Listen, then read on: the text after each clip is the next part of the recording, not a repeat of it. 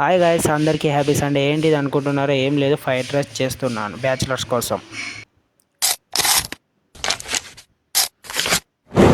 అందరూ Sunday chicken mutton చేస్తారు కదా, మనమైతే కొత్తగా ఫ్రైడ్ రైస్ చేద్దాం అనుకున్నాను. ఇవైతే తీసుకున్నాను నేనైతే ముందుగా.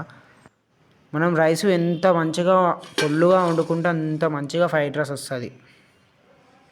పొల్లుగా రైస్ అయితే వండుకున్నా మంచిగా. ఒక ప్లేట్లో నేను వండుకున్న రైస్ని ఆ ప్లేట్లో వేసుకున్నాను, ఎందుకంటే ఆరబెట్టుకోవడానికి. ఆరబెట్టి కొంచెం పొల్లుగా చేసుకోవాలి రైస్ని. పొల్లుగా చేసుకుంటే చాలా బాగా వస్తుంది ఫ్రైడ్ రైస్.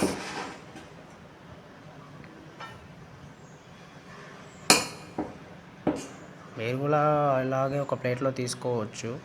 నాకు సరిపోయినంత నేను తీసుకున్నాను ఇంత. మీకు సరిపోయినంత మీరు తీసుకోవచ్చు.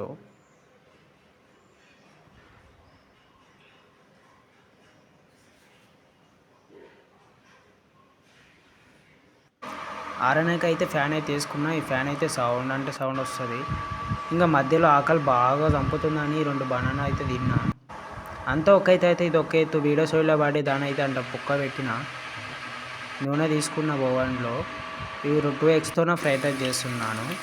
ఫస్ట్ అయితే నేను బోవన్లో మిరపకాయలు అండ్ బీనీస్ తీసుకున్నాను కదా, అవి అయితే వేసుకున్నాను నూనె ఆయిల్లో.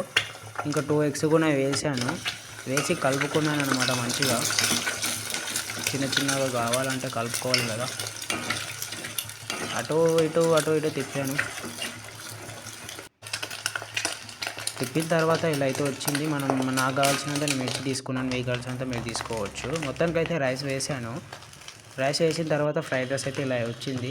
బాగుందో బాగాలేదో అది మీకే తెలియాలి. వీడియోలో చెప్పండి ప్రతి ఒక్కరు కామెంట్లో. ఇంకా నేను అవైతే కొన్ని ఎగ్ మసాలాలు అవి వేసాను. వేసిన తర్వాత ఫ్రైడ్ రైస్ రెడీ. తిన్నరా?